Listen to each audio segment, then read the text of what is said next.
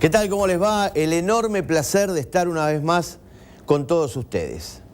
Por supuesto, en este programa que el invitado del día de hoy es licenciado en Sociología, recibido en la UBA, con diploma de honor, es investigador, historiador, es integrante de la comisión directiva del Instituto Nacional de Investigaciones Históricas Eva Perón, y hoy vamos a hablar de viajes justamente sobre dos grandes personalidades de nuestra historia, el general Juan Domingo Perón y Eva Duarte de Perón. Hoy hablamos de viajes con el licenciado Santiago Régolo. Santiago, un placer que estés aquí hoy, ¿eh? Un placer, la verdad, estar acá y bueno, hablar un poco de Perón, de Evita y de los viajes que hicieron y cómo también esto, cuál fue el impulso también de ellos dos para con el turismo y para con conocer la Argentina, que es tan importante, ¿no? Bueno, generalmente cuando hablas de investigador, de historiador y más que nada sobre Eva y Perón, te imaginas una persona grande, sos muy joven, has empezado muy joven en esto, ¿no? Empecé muy joven, sí, me puedo considerar joven también, no es que tengo muchísimos años, pero hacemos una tarea todos los días bastante interesante. Somos un grupo de jóvenes los que trabajamos, sobre todo ahí en el instituto y en el museo, y bueno, esta renovación generacional es muy importante también para ver ese fenómeno del peronismo y sobre todo a estas dos grandes figuras que marcaron la historia nacional para siempre desde otra óptica, ¿no? Ya también un poco alejados quizás de una experiencia directa, y a nosotros obviamente quizás esa distancia nos permite ver con otro prisma ese fenómeno tan importante y que hasta el día de hoy obviamente nos determina, nos atraviesa y nos cuenta bastante, ¿no? Museo Evita, que es uno de los más visitados de nuestro país, incluso por los turistas extranjeros, creo que tiene el récord de visitas, ¿no?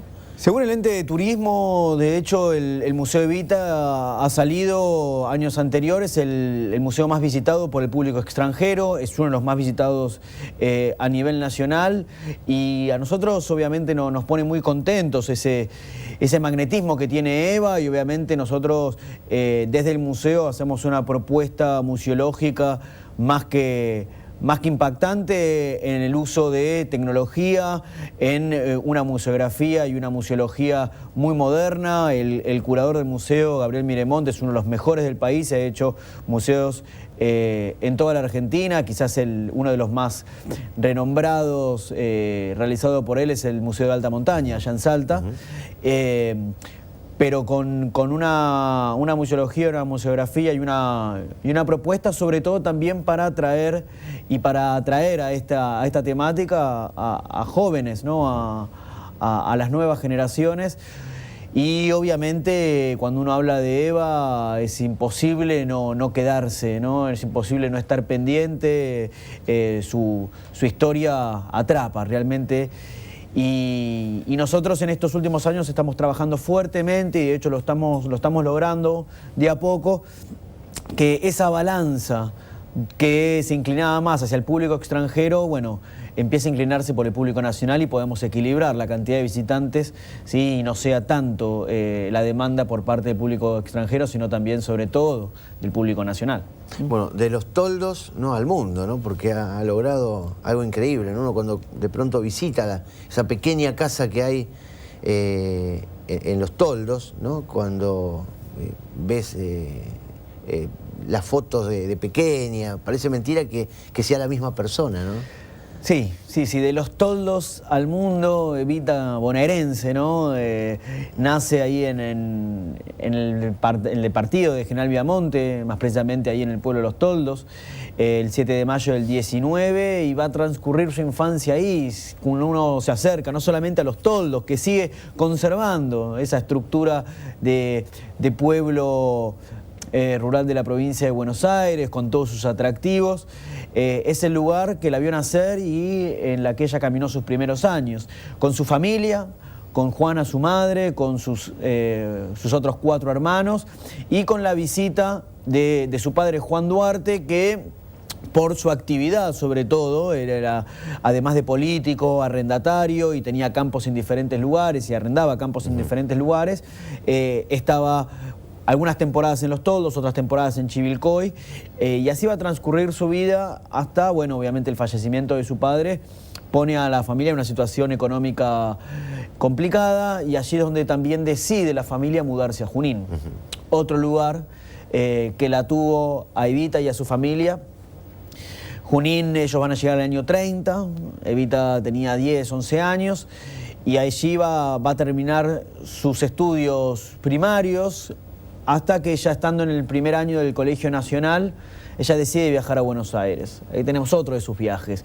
Y quizás va a ser uno de los más importantes, ¿no? Porque ese viaje a Buenos Aires va a determinar no solamente el comienzo de su carrera como actriz, sino ya dejar atrás definitivamente esa vida tranquila, apacible, tanto en Los Toldos como en Junín, que iba a ir volviendo, ¿no? mientras era actriz, pero ya ella va a entender que su lugar iba a estar acá, en la ciudad de Buenos Aires, donde ella va a trabajar en diferentes compañías teatrales, en el cine, en la radio, y es precisamente esta carrera de actriz la que va a llevar a relacionarse con diferentes personalidades, sobre todo va a marcar el encuentro con el entonces coronel Perón, ¿no?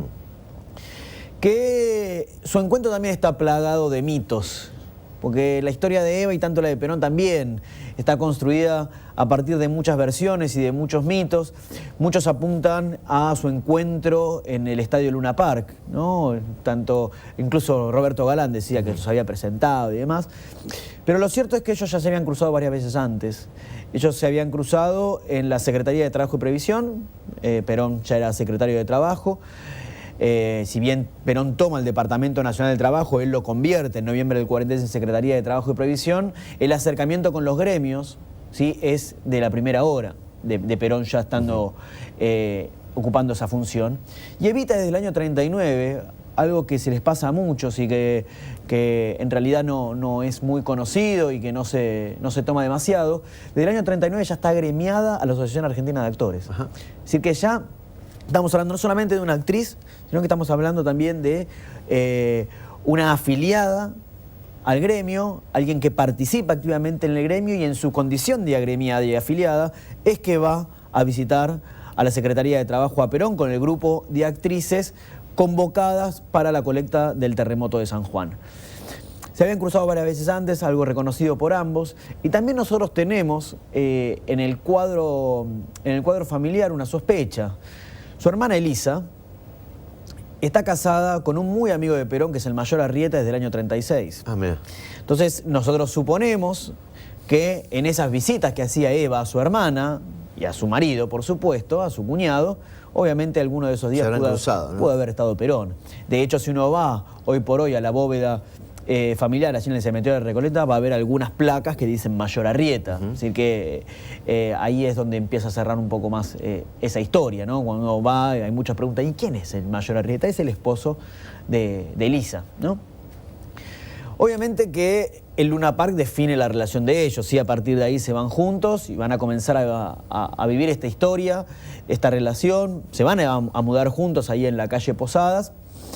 Y si bien Evita va a seguir actuando un año y medio más, lo que va a determinar el fin de la carrera de Eva como actriz van a ser las jornadas de octubre del 45.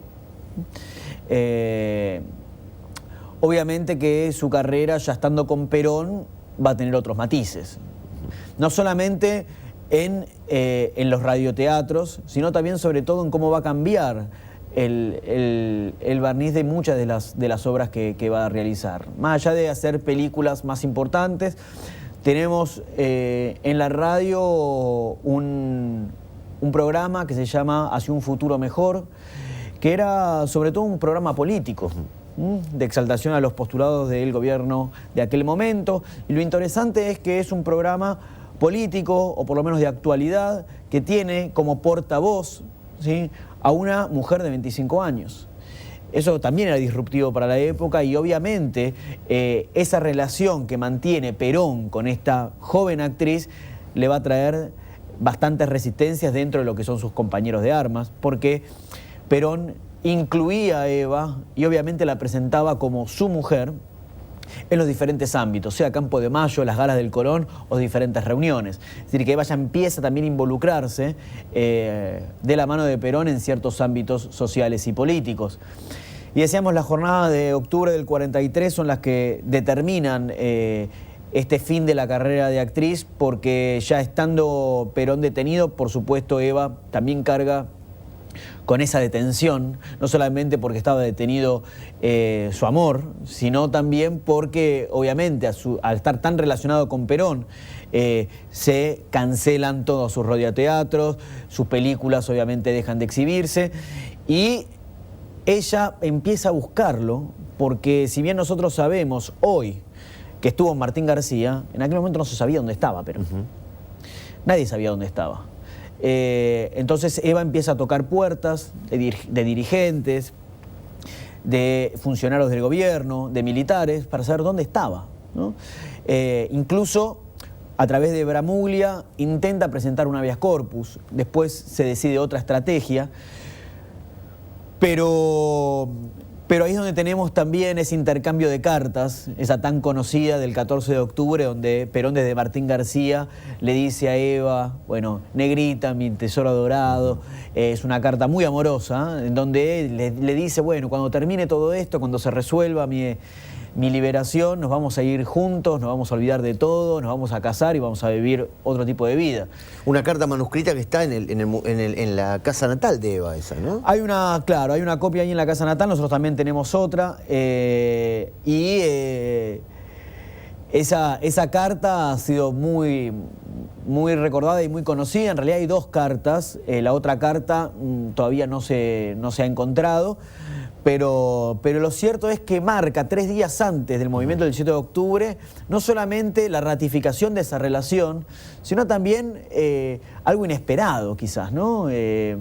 Cuál iba a ser el desenlace después de la jornada del 17 de octubre, donde esa gran movilización presiona de tal manera y permite la liberación de Perón, el llamado a elecciones, y por supuesto da origen a este movimiento que hasta el día de hoy es tan importante y conocemos como peronismo, ¿no? El mito fundacional del peronismo claramente es el 17 de octubre. Y ahí ya empieza a transitar con Perón todo lo que van a ser los preparativos de esta campaña, que la hacen a pulmón, porque recordemos, o sea, Perón no tiene ningún tipo de apoyo de los medios, no tenía recursos, son grupos de diferentes sectores, de la Unión Cívica Radical Junta Renovadora, nacionalistas católicos, gente de la CGT, que van a empezar a nuclearse y presentar a través de la formación del Partido Laborista la candidatura de Perón y de Quijano. Eva es muy importante en esa campaña. Eva es importante porque no solamente va a acompañar a Perón, sino que va a ser la primera mujer en acompañar al candidato presidencial en lo que fue un gran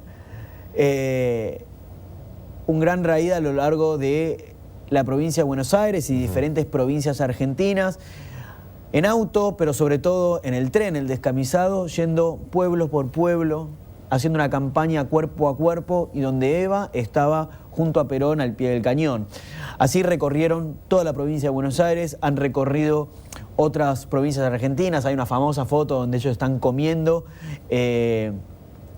al costado de la ruta, en la banquina, en un auto, medio comiendo un sanguchito como para seguir viaje.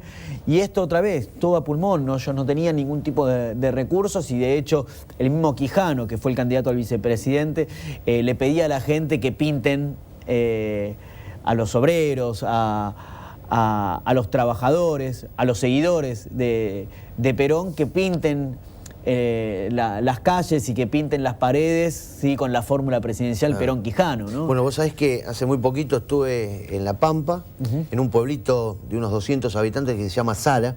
Está a 15 kilómetros de la Rudea, unos 50 kilómetros, 70 de General Villegas, provincia de Buenos Aires, y todavía hay paredes pintadas con la fórmula de Perón de esa época, ¿no? Y es increíble, ¿no? cómo se ha conservado. Es impresionante porque ahí marca otra vez que el ascenso de Perón a la presidencia está directamente relacionado con el apoyo popular. Ahí no había, como uno puede ver hoy, un gran aparato mediático detrás, ¿no? Y cómo las campañas pueden definir y pueden posicionar candidatos, ¿no? El posicionamiento de Perón estaba directamente ligado con su trabajo de base y esta relación bueno, pero casi personal de ir a todos los pueblos. Obviamente tiene que ver con su labor de la Secretaría de Trabajo, ¿no? Trabajo eso te iba, y Previsión, decir, ¿no? Y un gran apoyo sobre todo de los trabajadores. Pero el único diario que apoya la candidatura de Perón va a ser el diario La Época, dirigido por Eduardo Colom. Es el único diario, es el único medio a favor que tiene Perón. Digo que a veces, si bien el poder mediático es impresionante y ha crecido en los últimos años cada vez más, en el caso de Perón, su apoyo, su legitimidad, su posicionamiento tiene que ver más que nada con ese trabajo de base y esa relación y la gestión que hace, sobre todo desde la Secretaría, pero después también con Eva en esa gran campaña presidencial, ganando apoyos, adeptos y alianzas, ¿no? Y es impresionante, bueno, esto que vos nombrabas, cómo en los diferentes pueblos de la Argentina hay todavía huellas de todo lo que fue ese proceso. Digo, en ese pueblo tan pequeño, que aparezcan esas pintadas, marcan precisamente lo federal que fue esta campaña y cómo el peronismo, Perón y la figura de Eva alcanzan lugares que antes no había alcanzado nadie. Y esto se ve también con la obra de ellos. Tanto de la fundación como del gobierno, ya estando Perón en el poder. Uno puede encontrar salas de primeros auxilios, hogares escuela, plazas, ¿sí?, en todo el país. En el pueblo, quizás un pueblo de alta montaña de Jujuy, uno puede encontrar una placita que hizo la fundación. Esa presencia tiene que ver precisamente con esa unión de todo el país, donde ya no es solamente Buenos Aires y sus alrededores, sino que el Estado y la Fundación, ¿sí?, empieza a materializar su presencia en todo el país. Y esto también está relacionado con el turismo y el conocer el país. Uno cuando lee, por ejemplo, el segundo plan quinquenal, plantean el turismo como un deber. Es un deber conocer el país. Es un deber visitar la Argentina, es un deber recorrerla. Y en ese mismo deber está también no solamente la generación de empleo, sino generar una identidad con los lugares en los que uno vive y en los lugares que uno conoce. Por eso mismo nosotros vemos en el marco del primer peronismo un gran fomento al turismo obviamente local, me refiero al turismo dentro de la Argentina, por supuesto, donde además de los hoteles provinciales que uno puede seguir viendo, quizás los más conocidos sean los hoteles que después van a llevar adelante la Fundación con el turismo infantil en Chapadmalal y en Embalse, ¿no? Pero nosotros tenemos hoteles provinciales en Corrientes, en las diferentes provincias argentinas. Y también a través, por ejemplo, de otro tipo de planes, más allá del turismo infantil, por ejemplo, los torneos Evita o los torneos Juan Perón deportivos, equipos de Jujuy viajaban a Salta, viajaban a Buenos Aires, viajaban a San Juan y competían en todo el país. No solamente eso permitía a todos los chicos practicar su deporte, sino conocer su país, relacionarse con chicos de todo el país y además también obviamente hacerse una revisación médica que era obligatoria. Esto estaba directamente relacionado con el Plan de Salud Pública de Ramón Carrillo. O sea que vemos acá también un plan integral donde el recorrido del país y la integración del país a través del turismo, de planes federales, era muy pero muy importante. Tenemos que hacer una pausa, pero la vamos a dejar picando para la próxima. Digo, ¿cuánto tiene que ver que esto de los viajes de Perón y Evita, ¿no? Es decir, cuántos matices, ¿no? Porque de pronto tenés los viajes que ellos hicieron, muy pocos me contabas hace un rato juntos, también lo relacionado con el turismo social, ¿no? Y bueno, después Perón en el exilio, esos viajes obligados, incluso después de fallecida Eva, lamentablemente esos viajes forzados que hasta en el cambio de identidad, ¿no? Es decir, cuántas cosas relacionadas con los viajes que podemos hablar de Perón y Evita. Vamos a hacer una pequeña pausa y ya seguimos hablando de viajes hoy con el licenciado Santiago Rígolo.